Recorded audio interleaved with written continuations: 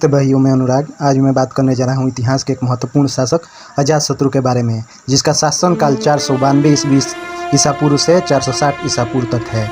अजातशत्रु ने अपनी विजयों द्वारा मगध साम्राज्य का अत्यधिक विस्तार किया। उसका शासनकाल हर्यक वंश का चरमोत्कर्ष काल था। बौद्ध ग्रंथ में अजातशत्रु को पितृहंता घोषित करते हैं, तब जबकि जैन ग्रंथ में नहीं। इतिहास में अजातशत्रु कुड़िक व अशोकचंड के नाम से जाना जाता है। तुस व मूसिक जातक व संयुक्त निकाय के बौद्ध ग्रंथ के अनुसार अजातशत्रु कौशल नरेश प्रसेनजित की बहन महाकोशला का पुत्र था, जबकि जैन स्रोतों के अनुसार उसे वैशाली के चेटक की पुत्री चेलना का पुत्र कहा गया है। सुमंगल विलासिनी में अजातशत्रु को वैदेही पुत्र कहा जाता है, क्योंकि विदेह वैशाली में स्थित था। कथा कोश व औपापतित सूत्र में अजातशत्रु को देवनुपीय कहा गया है। यह उपाधि मौर्य सम्राट अशोक की देवनापीय से भी मिलती जुलती है। बौद्ध ग्रंथ के अनुसार बिंबिसार की मृत्यु के बाद कौशल देवी की भी मृत्यु हो गई। प्रसेनजित इस घटना से बहुत क्रुद्ध हुआ तथा उसने काशी पर पुनः अधिकार कर लिया। संयुक्त निकाय में दीर्घकालीन संघर्ष के विवरण मिलता है। पहले प्रसेनजित पराजित हुआ और उसे श्रावस्ती में शरण लेनी पड़ी, किंतु अगली बार अजातशत्रु पराजित हुआ तथा बंदी बना लिया गया। लेकिन दोनों पक्ष में शांति और मैत्री करना श्रेयस्कर समझा। प्रसेनजित ने अपनी पुत्री वजीरा का विवाह अजातशत्रु से कर दिया और काशी का पूर्णतः मगध में विलय हो गया। प्रसेनजित की मृत्यु के बाद अजातशत्रु ने प्रसेनजित के भांजे व दामाद की हैसियत से कौशल राज्य को मगध में मिला लिया। अजातशत्रु का दूसरा युद्ध वैशाली के लिच्छवियों से हुआ। इस संघ में मैत्री स्थापित करने के लिए ही बिंबिसार ने इसके साथ विवाह संबंध स्थापित किया था। इस राज्य से अजातशत्रु के संघर्ष के निम्नलिखित कारण थे। सुमंगल विलासिनी के अनुसार गंगा नदी के किनारे हीरो का खान था। विजय व मगध दोनों इस संबंध में समझौता कर लिया, लेकिन विजयों ने इस समझौते का उल्लंघन कर संपूर्ण खान पर अधिकार कर लिया।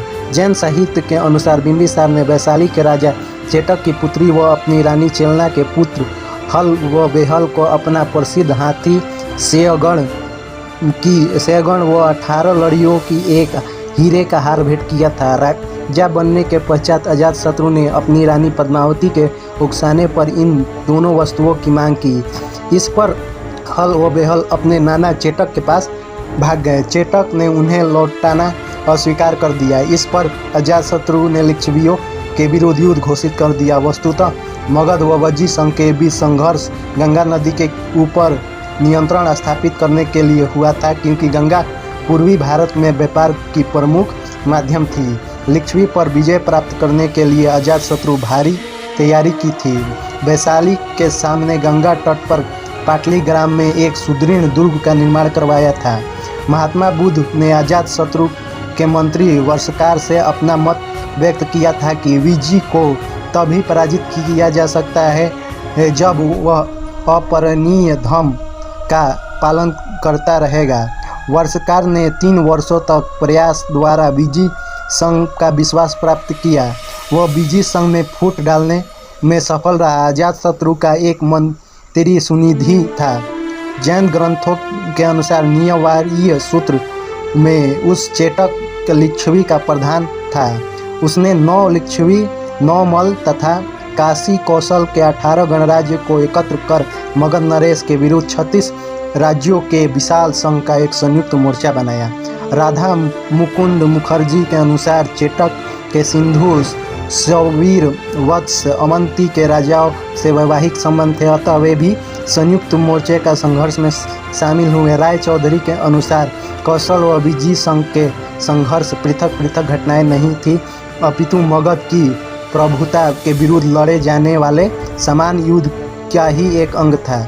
जिस प्रकार रोम के प्रधान के विरुद्ध सेमेनाइटो, स्टूनो तथा गोलो का संघर्षरत हुआ, उसी प्रकार मगध के विरुद्ध उठते हुए धुएं ने युद्ध की लपटों का रूप धारण कर लिया। अजातशत्रु द्वारा विजय संघ के पूर्ण विनाश की प्रतिज्ञा का उल्लेख महावग में मिलता है।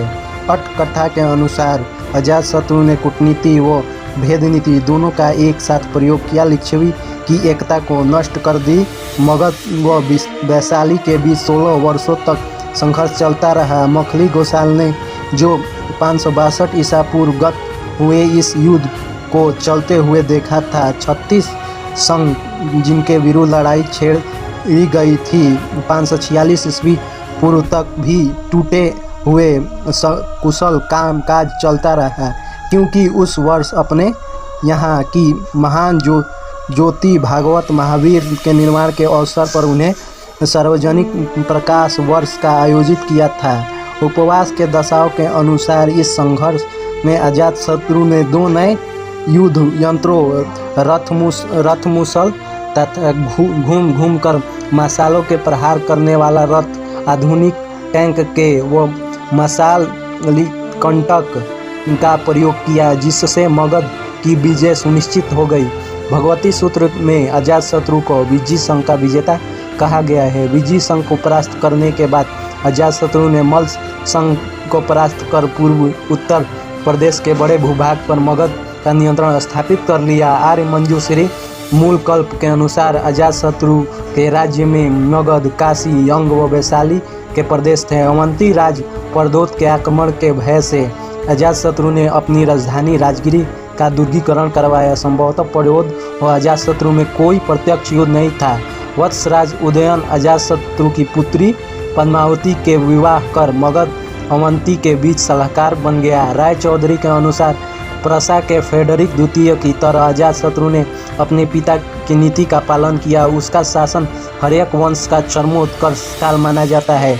विजय संघ से युद्ध की तैयारी के दौरान अजातशत्रु ने सर्वप्रथम पाटलिपुत्र की महत्ता पहचान तथा पाटलिपुत्र के दुर्ग का निर्माण करवाया। इसका उद्घाटन करने के लिए उसने महात्मा बुद्ध को आमंत्रित किया। इसी समय महात्मा बुद्ध ने भविष्यवाणी की थी कि पाटलिपुत्र भारत का प्रधान नगर व व्यापार का वाणिज्य केंद्र बनेगा।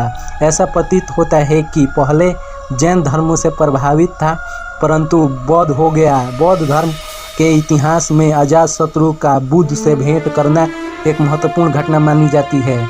इस घटना का दृश्यांकन 2वीं शताब्दी ईसा पूर्व के भरभूत स्तूप के पश्चिमी द्वार में रेलिंग स्तंभ पर किया गया है तथा प्राकृत भाषा में अजातशत्रु भागवतो वंदते अंकित किया गया है।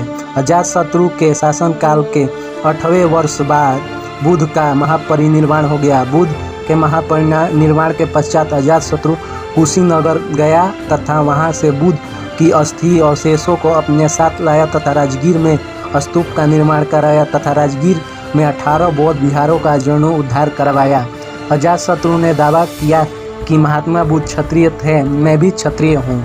अजातशत्रु द्वारा अपने पिता बिंबिसार की मृत्यु के दोष का पश्चाताप बुद्ध के भेंट करने का वर्णन श्रवण फल सूत्र में मिलता है, जहाँ वह बुद्ध को पुनीत पुरुष के नाम से संबोधित करते हैं। महात्मा बुद्ध के परिनिर्वाण के पश्चात वर्ष 483 ईसा पूर्व में अजातशत्रु के राजगिरी की सप्तपर्षि गुफा में प्रथम बौद्ध संगीति का आयोजित किया गया। धार्मिक परंपरा के अनुसार अजातशत्रु जैन व बौद्ध के मित्र व देवदत्त के सहायक के रूप में याद किया जाता है। अजातशत्रु उस समय के 6 प्रधान धार्मिक संतों, जिसमें से मुखली पुत्र गोसाल व महावीर स्वामी भी थे, से मिलने के बाद जीवक के कहने पर महात्मा बुद्ध की शरण में गया। जैन साहित्य पितृहंता के रूप में अजातशत्रु की निंदा की गई है।